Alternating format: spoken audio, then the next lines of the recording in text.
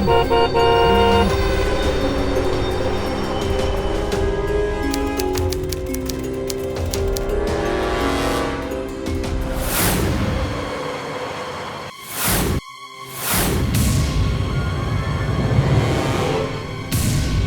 थे ये लोग जो इस गाड़ी का पीछा कर रहे थे? इस नौजवान के पीछे क्यों पड़े थे ये लोग? और इनसे बचकर भागता ये नौजवान कौन था? रात के अंधेरे में गुनाह की ऐसी कौन सी साजिश सड़क पर दौड़ रही थी? क्यों हर गुजरते पल के साथ एक पिता की बेचैनी बढ़ती जा रही थी? आपके द्वारा डायल किए हुए नंबर से कोई जवाब नहीं मिल रहा है।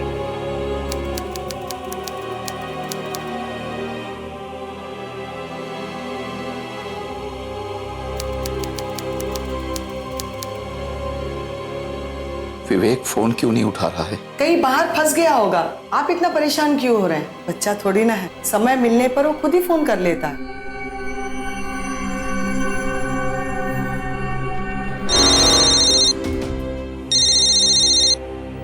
घर पर भी फोन नहीं उठा रहा।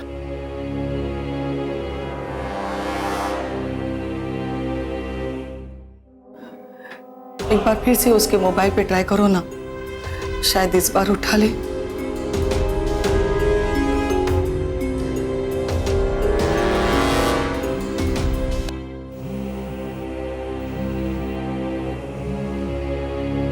आपके द्वारा डायल किए हुए नंबर से कोई जवाब नहीं मिल रहा है। क्या हुआ?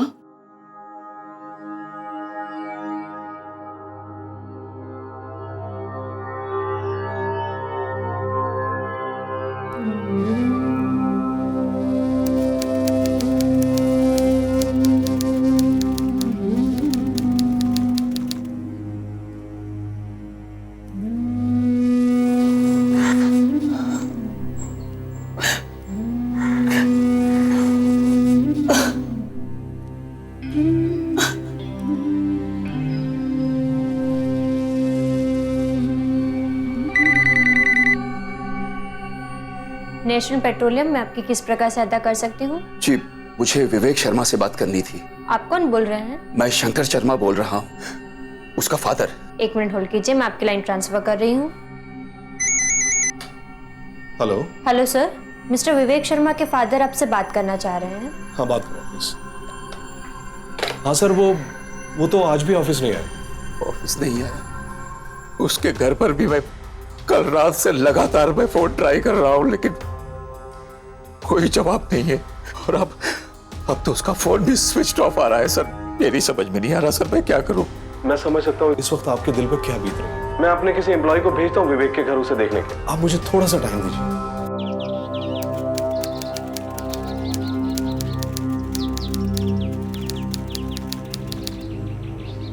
अरे सुनिए भाई साहब।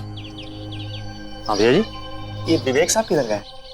भैया वो तो कल जब से ऑफिस गया तब से लौटा ही नहीं है। कोई काम था क्या उससे? जी नहीं। थैंक यू सर, आपने हमारे लिए इतना किया, यही हमारे लिए बहुत बड़ी बात है। Thank you.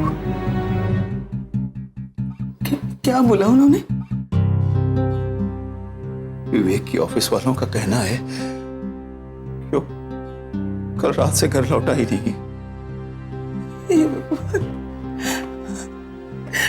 सुनिए, चलिए ना, हम विवेक के घर चलते। मेरा जी बहुत घबरा रहा। गायत्री, तुम जल्दी से पैकिंग कर लो, मैं टिकट लेके आता हूँ। ठीक है, अब जल्दी आना।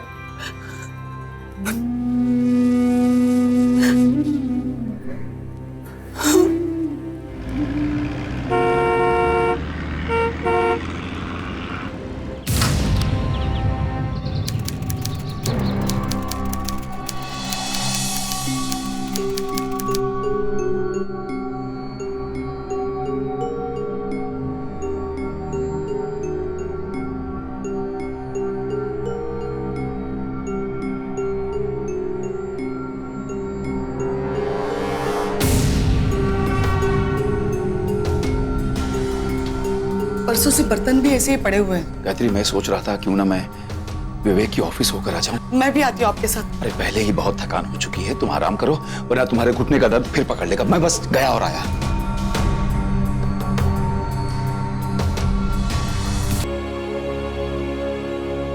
प्लीज आइए बैठिए। जी, विवेक के बारे में कोई जानकारी? देखिए, विवेक के बारे में हमें किसी भी तरह की कोई जानकारी प्राप्त नहीं। आप ऐसा क्यों नहीं करते कि आप पुलिस स्टेशन में जाकर के एक कंप्लेंट लॉन्च करवाएं, शायद आपको वहां से थोड़ी मदद मिल सके। मैं अपने किसी एम्प्लॉय को भेज देता हूं आपके साथ पुलिस स्टेशन।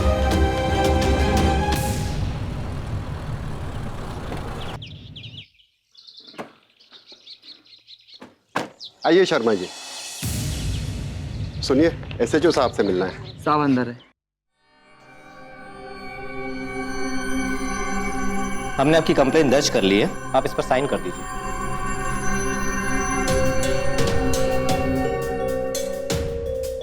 इसका मोबाइल नंबर और कार का नंबर ट्रैकिंग पे डाल दो। जी सर। आप चिंता ना करें, आपके बेटे को हम जल्द से जल्द ढूंढ लेंगे। धन्यवाद।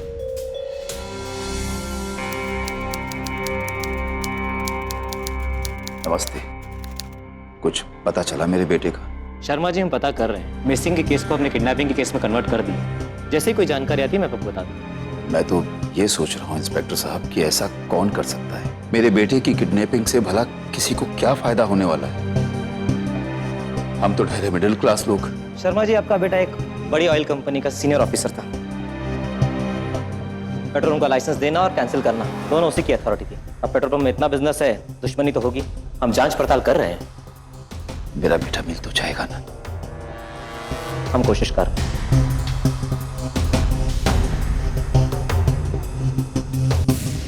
जरा महसूस करने की कोशिश कीजिए उस दर्द और बेचैनी को जिससे विवेक के माता पिता गुजर रहे थे।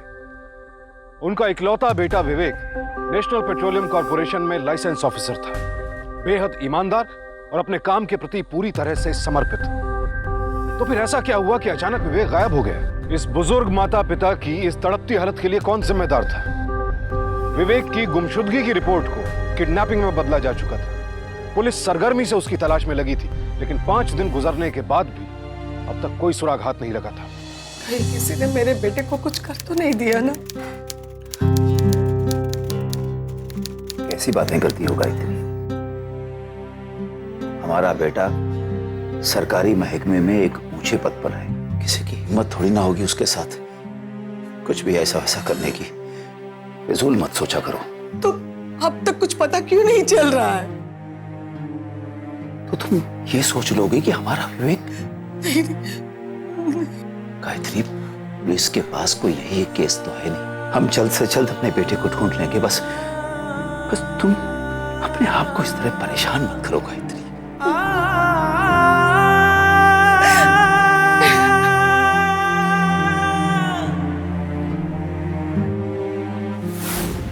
एक पिता के लिए इससे ज्यादा तकलीफ की बात और क्या होगी कि जिस बेटे को कभी बचपन में लुका छिपी खेलते वक्त सोफों के पीछे और पर्दों के पीछे ढूंढा हो, आज उसे अस्पतालों और मुर्दाघरों में ढूंढते फिर रहे थे शर्मा जी। मन में कहीं ये उम्मीद लिए कि वो यहां ना मिले।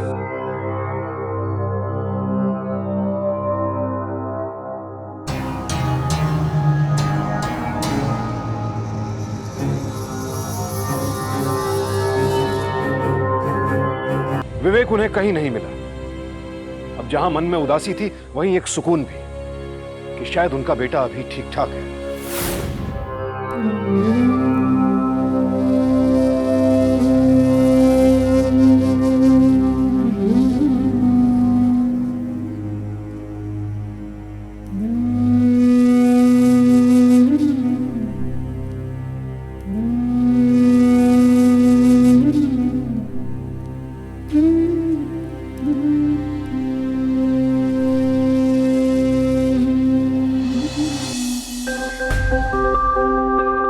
Excuse me. जी।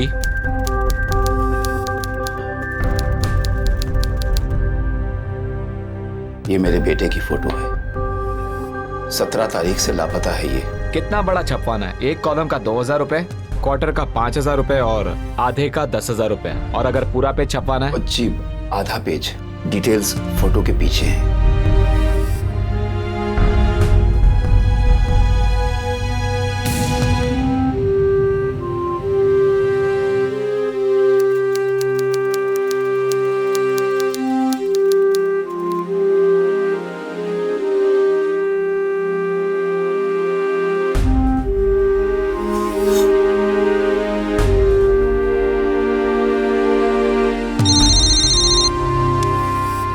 हेलो। जी अंकल, मैं अंशुल बोल रहा हूँ, विवेक का दोस्त। हाँ बेटा बोलो। अंकल जी, अभी भी पेपर में पढ़ा विवेक के बारे में, कुछ पता चला उसके बारे में?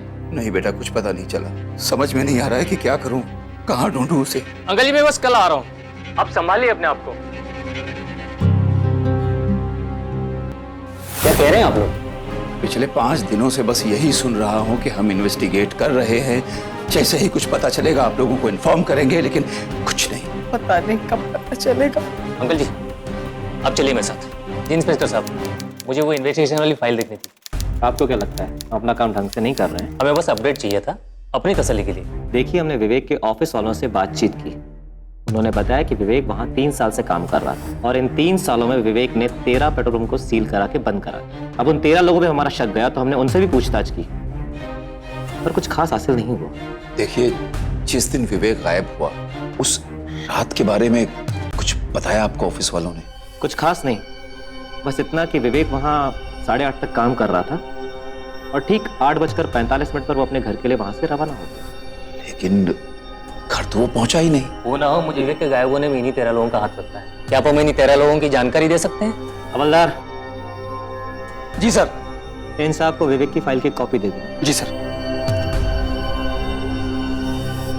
लेकिन हमें कैसे पता चलेगा कि इन 13 लोगों में से विवेक के गायब होने में किसका हाथ है? मुझे तो लगता है हमारे विवेक के साथ कुछ हो गया है, उसका अपहरण नहीं हुआ। वरना आप ही बताइए, अब तक किसी का कोई फोन क्यों नहीं आया? हमारे विवेक को कुछ नहीं हुआ है, वो बिल्कुल ठीक ठाक है। और अगर उसे कुछ हुआ भी है तो वो हमारा बेटा है। वो जहां भी हो, जिस हाल में भी, उसे हमें ढूंढना है गायत्री। पता नहीं हमारा विवेक इस वक्त किस हाल में होगा।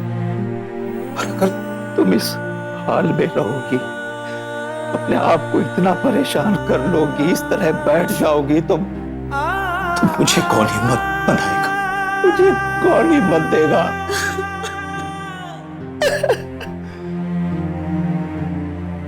अंकल जी, जल्दी ये देखिए, गुमशुदा होने से पहले विवेक के ये कॉल रिकॉर्ड्स हैं। इनमें से एक नंबर मेरे जान पहचान का लग रहा है। हाँ, ये तो कुणाल का नंबर है। कुणाल हम लोगों के कॉलेज में साथ में पढ़ता था। मैं कुणाल से बात करता हूँ।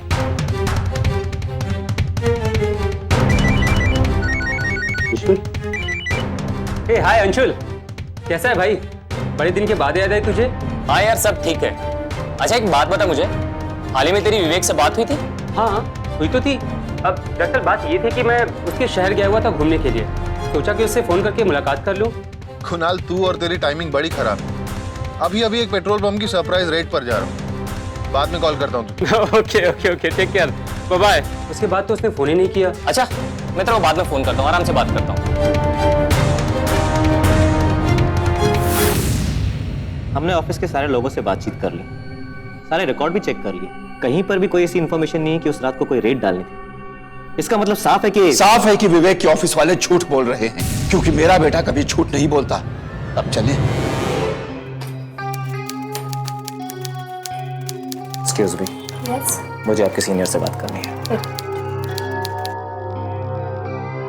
हेलो सर, पुलिस इंस्पेक्टर आपसे मिलने आए। इंस्पेक्टर साहब, आप मुझ पे विश्वास कीजिए, उस रात विवेक किसी रेड पे जाने वाला था, इस बारे में मुझे बिल्कुल नहीं मालूम। और मैंने सारे रिकॉर्ड्स आपको साफ साफ दिखा दिए और इसमें किसी भी रेड का कोई जिक्र नहीं। ठीक है, मैं आपकी बात पे विश्वास कर लेता हूँ, लेकिन विवेक के साथ जो भी रेड पर जाते थे, मुझे उससे कुछ पूछताछ करनी है। जी। उस रात क्या हुआ था? जी, उस रात तो हम 7:30 बजे ही चले गए थे। विवेक सर ऑफिस के कुछ पेंडिंग काम पूरे कर रहे थे। Bye sir, good night. Bye, good night. इस ऑफिस में लेट नाइट तक कौन रहता है? जी अक्सर मेरा पीएन लेट नाइट तक रुकता है। मुझे उससे बात करनी है। उस रात क्या हुआ था? उस रात साहब अकेले ही गए थे, बहुत परेशान से लग रहे थे। वैसे तो मुझे हर रात साहब गुड नाइट बोल के जाते थे, लेकिन उस रात तो बस यूं ही निकल गए। एक बात तो पक्की है कि विवेक उस रात को अकेले रेड पर गया था, पर सवाल ये है कि किसके यहाँ और इस तरह क्यों? वो कायदे तोड़ने में विश्वास नहीं रखता, लेकिन बात यह है कि इतनी रात गए अकेले जाने का क्या मतलब? कहीं कोई घूस फूस लेने का तो चक्कर नहीं है ना? आपसे ये केस सॉल्व नहीं हो रहा है तो आप मेरे बेटे पर लांछन लगा रहे हैं। मेरा बेटा एक ईमानदार अफसर है, इस तरह की हरकत वो कभी कर ही नहीं सकता। माफ कीजिएगा शर्मा जी, बस हम इस केस को एक अलग एंगल से देखने की कोशिश कर रहे हैं, ताकि ये पता चल सके कि उस रात को हुआ क्या था। उस रात को किसी को बताने का उसके पास समय नहीं था। सारे लोग 7:30 बजे ऑफिस से निकल चुके थे। क्या पता उसके बाद उसको उस पेट्रोल पंप के बारे में जानकारी मिली हो। ठीक है, मैं सारे फोन रिकॉर्ड्स फिर से चेक करा लेता हूँ। प्लीज आप मेरे साथ आइए।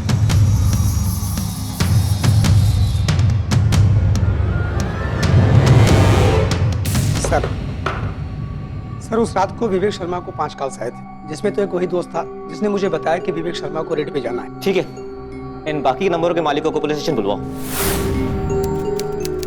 पुलिस ने हर उस पेट्रोल पंप के मालिक से तफ्तीश करने की ठानी जहां पे कभी ना कभी विवेक ने छापा मारा था, मगर हाथ आई तो बस निराशा। फिर भी पुलिस निराश नहीं हुई और उन्होंने अपनी पूछताछ जारी रखी और अंततः उन्हें एक ऐसा गवाह मिल ही गया जिसने इस केस के रुख को मोड़ दिया। बताइए। हमने ही बजरंगी भैया के पेट्रोल पंप की शिकायत कही थी। मिलावटी तेल बेचते थे वो। विवेक बाबू ने उस पेट्रोल पंप को सील कर दिया, लेकिन उस रात हम घर जा रहे थे और हमने देखा कि पेट्रोल पंप चालू है।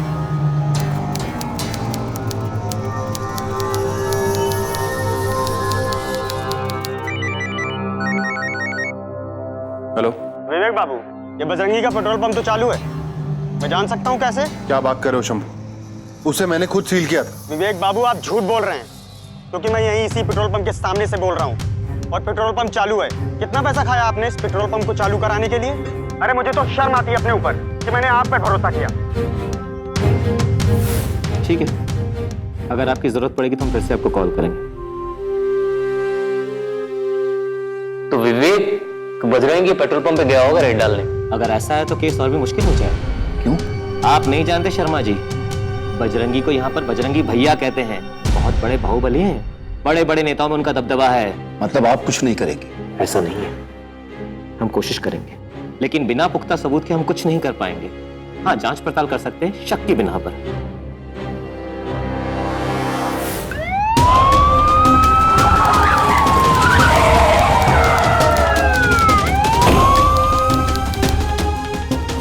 कितने टाइम का है? विवेक शर्मा इनका नाम है। क्या आप इन्हें जानते हैं?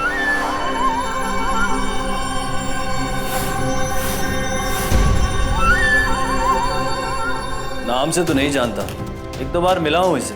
हमारे पेट्रोल पंप की रेड करने आया था। अब हम ठहरे सीधे साधे व्यापारी। अरे बेमतलब की रिश्वत मांग रहा था, हमने मना कर दिया तो पेट्रोल पंप बंद करवा दिया। अगर पेट्रोल पंप बंद था तो चालू कैसे हो गया?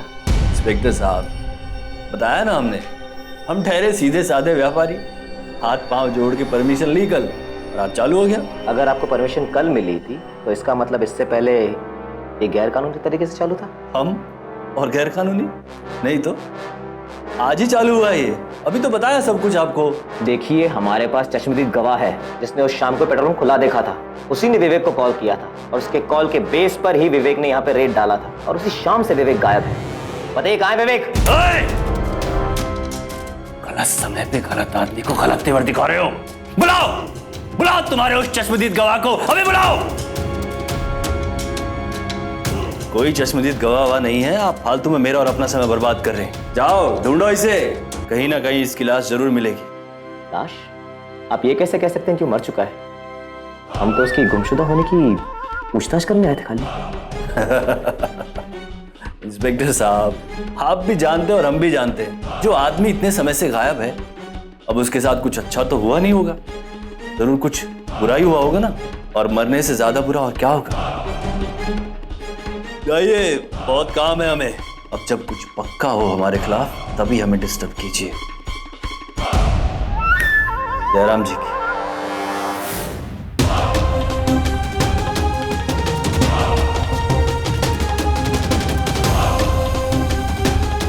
आपने उसे अरेस्ट क्यों नहीं किया? क्योंकि कानून भी कोई चीज होती है शर्मा जी। बगैर किसी जुल्म के हम किसी को गिरफ्तार नहीं कर सकते। बात समझने की कोशिश कीजिए। तो फिर उसने इतने यकीन से कैसे कह दिया कि विवेक की लाश मिलेगी? आपको कुछ गड़बड़ नहीं लगता? देखिए, मुझे कुछ और लीड्स चाहिए। जैसे ही कोई इंफॉर्मेशन आता है मैं आपको बता दूंगा। आप चलिए। बैठिए साहब।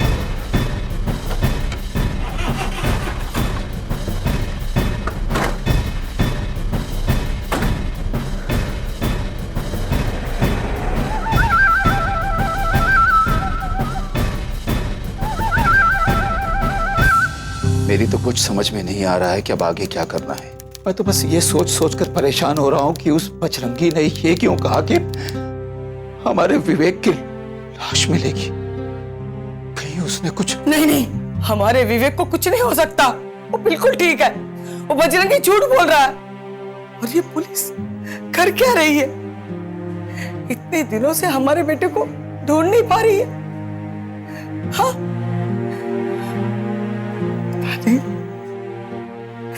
पता नहीं क्या। Uncle, aunty. जी बेटा। आंटी, वो अंकल किधर है? पता नहीं, सुबह से निकल गए हैं और कुछ बताकर भी नहीं गए।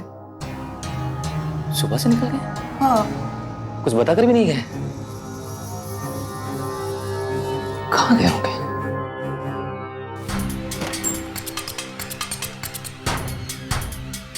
मैं आपके सामने हाथ जोड़ता हूं, बस मुझे इतना बता दीजिए कि मेरा बेटा कहाँ है। क्या किया है आप लोगों ने उसके साथ? हम आपको पहले ही बता चुके हैं। हम आपके बेटे के बारे में कुछ नहीं जानते। आप क्यों हमारा समय बर्बाद कर रहे हैं? मैं जानता हूं, तुम्हें सब कुछ पता है कि मेरा बेटा कहाँ है। कहाँ है मेरा बेटा? बोल, क्या किया है तूने मेरे बेटे के साथ?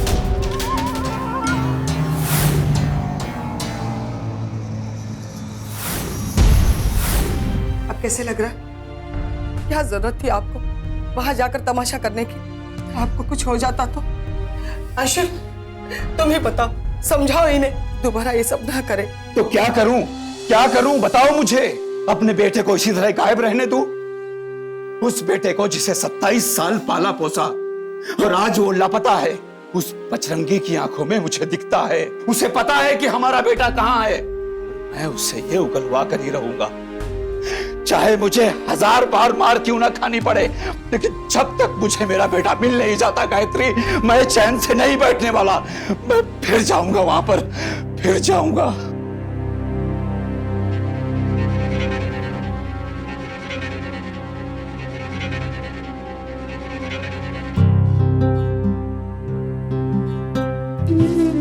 अंकल, मैं भी आपके साथ चलता हूं।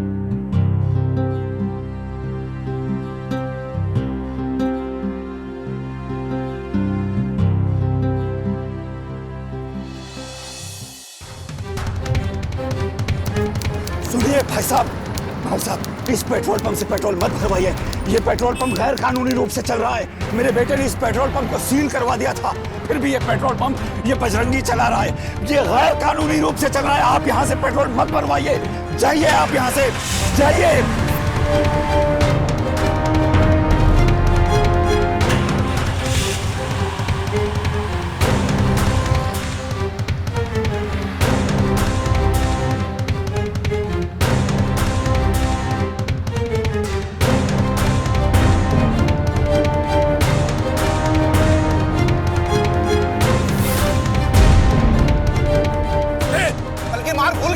क्या कर लेगा? मुझे फिर से मारेगा, फिर से यहाँ से धक्के दे के बाहर फेंकेगा। मार मुझे, मार दे, लेकिन मैं यहाँ से नहीं हटूंगा। तू ऐसे नहीं मानेगा। ये भोलू, ये आर्या, निकाल के बाहर फेंक दो इसको। मार मुझे। तो तू बाज नहीं आई? हाँ? बजरंगी, कहाँ है मेरा बेटा? मार डालो मैंने तेरे बेटे को। मार डाला मैंने तेरे बेटे को, यहीं पे मारा। बोल, क्या करेगा? हाँ? फांसी चढ़ाएगा मुझे? जेल भेजेगा? बोल, क्या करेगा? इंस्पेक्टर साहब, ये लोग झूठ बोल रहे हैं। झूठ बोल रहे हैं ये लोग। मैंने कब बोला कि विवेक को मैंने मारा है? उल्टे इन्होंने आकर वहां दंगा किया। पेट्रोल पंप मेरी प्रॉपर्टी है, मेरी, और इन्होंने वहां आकर बेमतलब तमाशा किया, मुझे बदनाम किया। मैंने जो कुछ किया अपने बचाव के लिए किया। इंस्पेक्टर साहब, मेरी मानिए तो इन दोनों को 2-4 कानूनी बातें सिखाई दीजिए। बताइए इन्हें कि जो कुछ मैंने किया है वो कानूनन अपराध नहीं है। आज इन्होंने जो किया है, अगर मैं इन्हें मार भी डालता तो वो सेल्फ डिफेंस होता। अरे मारने के अलावा तो सोच भी क्या सकता है? मेरे बेटे को मार डाला और अब मुझे मारने की बात कर रहा है। तेरे बेटे को मारा।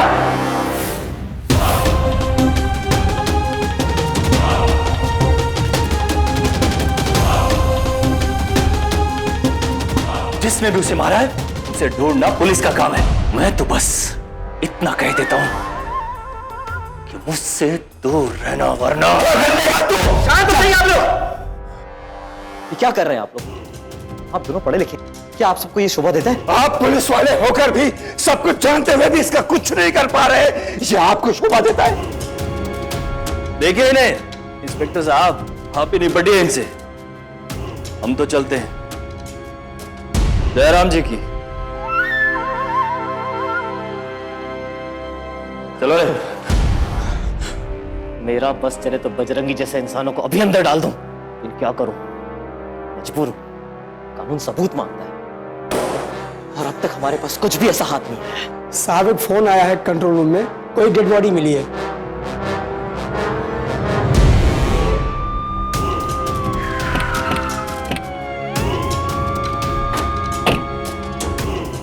आप ही ने कॉल किया था? हाँ सर, मैंने ही फोन किया था सर। सर ये मेरी जमीन है सर, कुछ दिनों के लिए बंद थी तो सोचा आज मुआयना करें, तब देखा सर यहाँ पे लाश पड़ी हुई है सर। कहाँ है लाश? आइए सर, तो वहां पे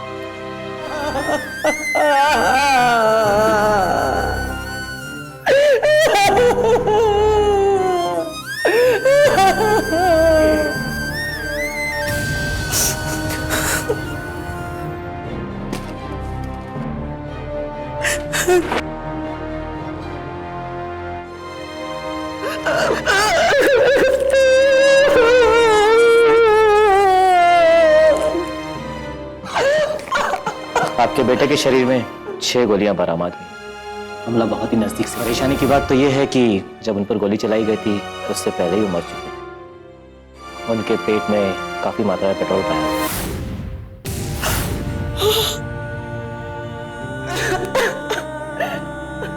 आप चाहें तो अपने बेटे की डेड बॉडी लेके जा सकते हैं अंतिम संस्कार के लिए।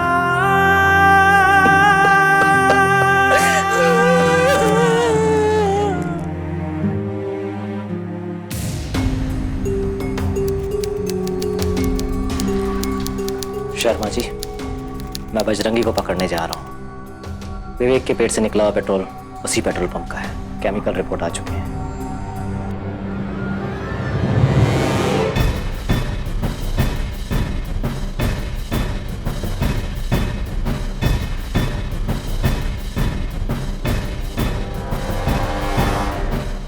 ये आप क्या कह रहे हैं, हमारी कुछ समझ में नहीं आ रहा। जरूर हमारे खिलाफ कोई साजिश कर रहा है। हमारा पेट्रोल पंप है तो पेट्रोल तो कोई भी खरीद के किसी को पिला सकता है, ये हम पे क्यों इल्जाम लगा रहे हैं?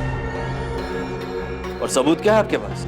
मिल जाए, सबूत भी मिल जाएगा। तेरे घर और पेट्रोल की तलाशी जारी, जल्दी और बंदूक भी मिल जाएगा।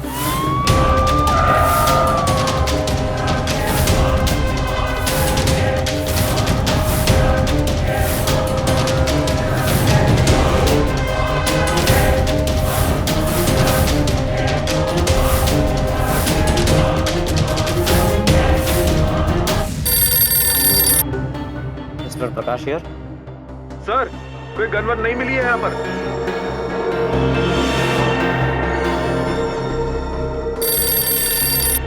इंस्पेक्टर प्रकाश यार।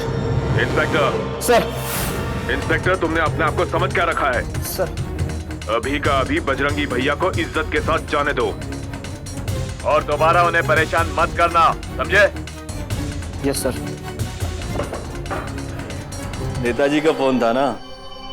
आप जा सकते हैं। जयराम जी की इंस्पेक्टर साहब।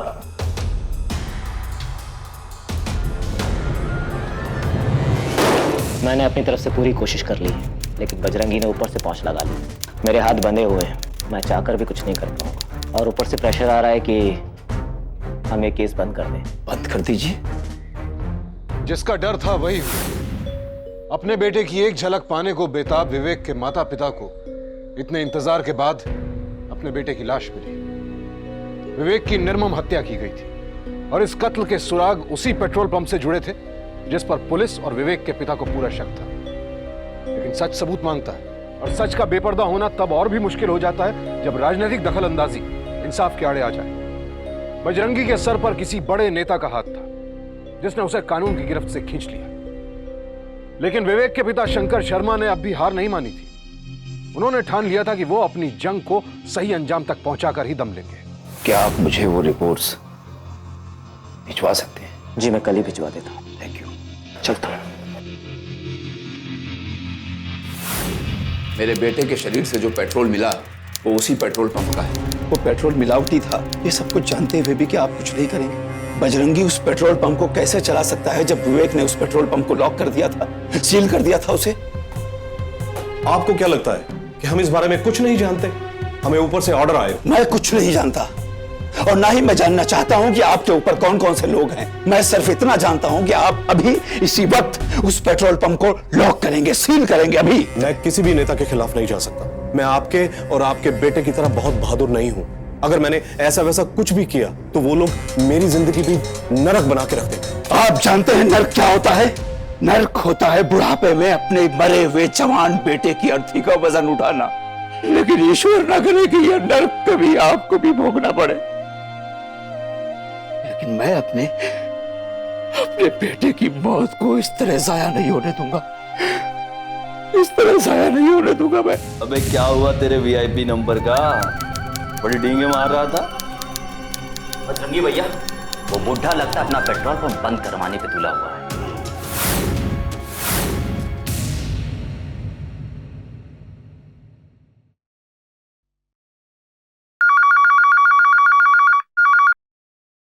हेलो, तेरी समझ में नहीं आता क्या?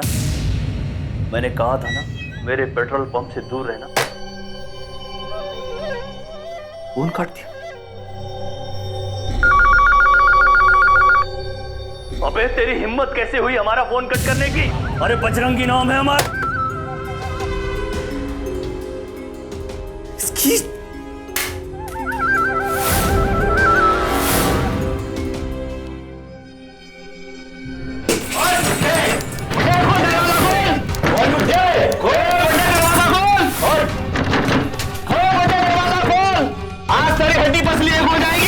पेट्रोल पंप बंद कराएगा? भैया के खिलाफ रिपोर्ट दिलाएगा? बहुत बढ़िया ये रुको, अरे मुझे मारने आए हो ना, मार डालो मुझे, ले लो मेरी जान। इंस्पेक्टर साहब, बजरंगी के लोगों ने मेरे घर को। हमें ऊपर से ऑर्डर आए हैं, हम उन्हें हाथ भी नहीं लगा सकते।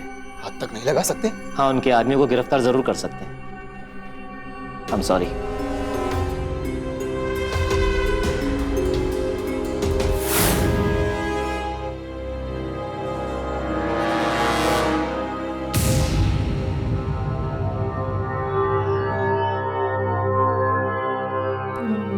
हेलो अंकल, दरअसल हम लोग विवेक के कॉलेज मेट्स हैं। यहाँ पर आप लोगों को सपोर्ट करने के लिए आए हैं।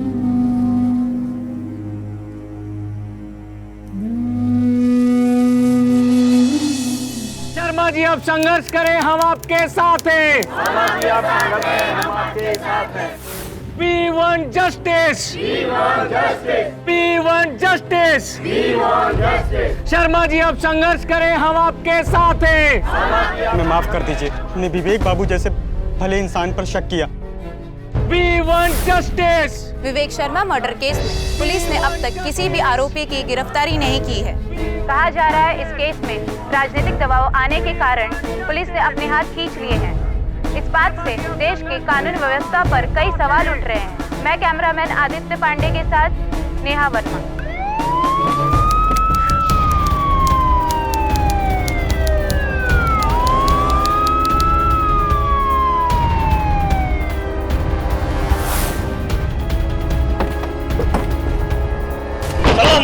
हटाओ सबको सामने से।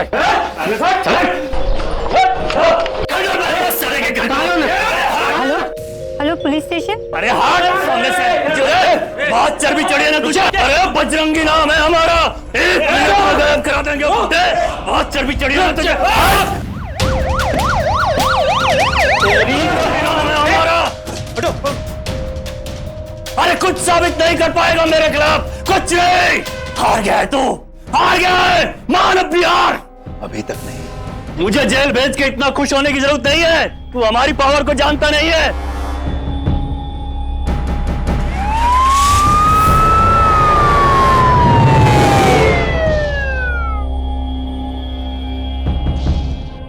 शंभू के बयान के आधार पर बजरंगी के पेट्रोल पंप के कर्मचारियों को गिरफ्तार कर लिया गया। जिनमें से 2 की पहचान शंभू ने की और यह केस इंसाफ की राह पर चल पड़ा। इन दोनों कर्मचारियों की गिरफ्तारी के बाद उस रात का खौफनाक सच सामने आया।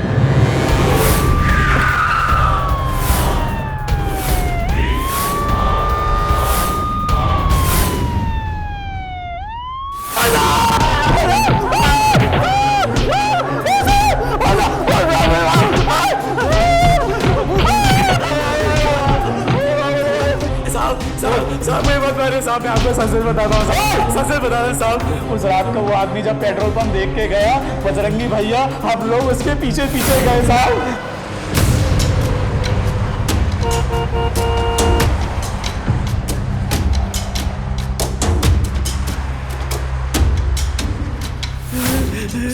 उसके बाद सर थोड़ी देर बाद उस आदमी को हम पेट्रोल पंप पे लाए, उसे पेट्रोल पिलाया और लेके चले गए साहब। उसके बाद क्या हुआ नहीं मालूम साहब।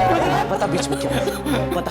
मैं बताता हूँ साहब, बजरंगी भैया ने उस आदमी को गोली मारी ताकि वो गलती से। बंदूक किधर है? बंदूक किधर है? बंदूक साहब वो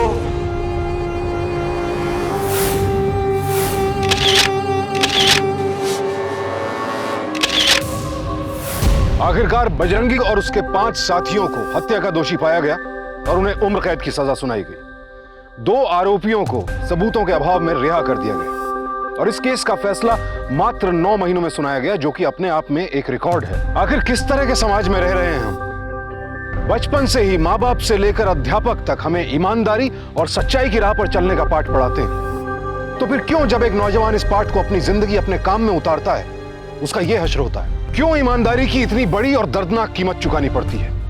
क्यों समाज ऐसे खौफनाक गुनाहों का मुंह गवाह बना रहता है? ऐसे सवालों से मुंह मोड़ना बेहद आसान है, लेकिन आखिर कब तक विवेक जैसे अफसर अपनी ईमानदारी और कर्मठता के लिए सजा पाते रहेंगे? इस पर रोक लगानी होगी, जैसे विवेक के पिता ने लगाई। और तेरा सारा खेल खत्म। तेरे खिलाफ इतने सबूत जमा हो गए कि अभी तो भगवान तक भी सपोर्ट लगाएगा ना, तो कि बच नहीं पाएगा। बहुत पछताएगा इंस्पेक्टर। चल साइन कर दो। साइन कर, साइन कर।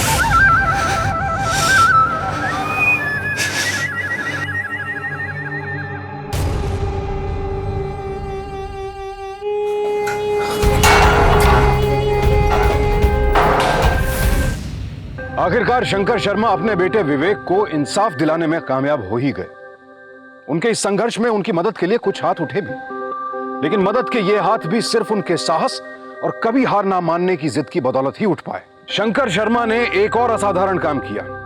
उन्होंने अपने बलबूते पर एक ऐसे ट्रस्ट की स्थापना की जो इंसाफ के लिए सरकार और ब्यूरोक्रेसी के खिलाफ लड़ने वाले लोगों की हर संभव सहायता करता है। इस देश को विवेक जैसे होनहार और ईमानदार अफसर को खोने का दुख तो हमेशा रहेगा ही, लेकिन शंकर शर्मा जैसे पिता पर गर्व भी है, जिन्होंने सिर्फ अपने बेटे को इंसाफ ही नहीं दिलाया बल्कि यह भी साबित कर दिखाया कि मजबूत इरादा जुर्म की हर चाल को मात दे सकता है। इस कर्मठ बेटे और बहादुर पिता को सावधान इंडिया सलाम करता है। अब मैं सुशांत सिंह आपसे विदा लेता हूं। कल फिर मुलाकात होगी ऐसी एक और बेमिसाल सच्ची कहानी के साथ। देखते रहिए सावधान इंडिया। 100 दिन 100 फाइट बैक्स।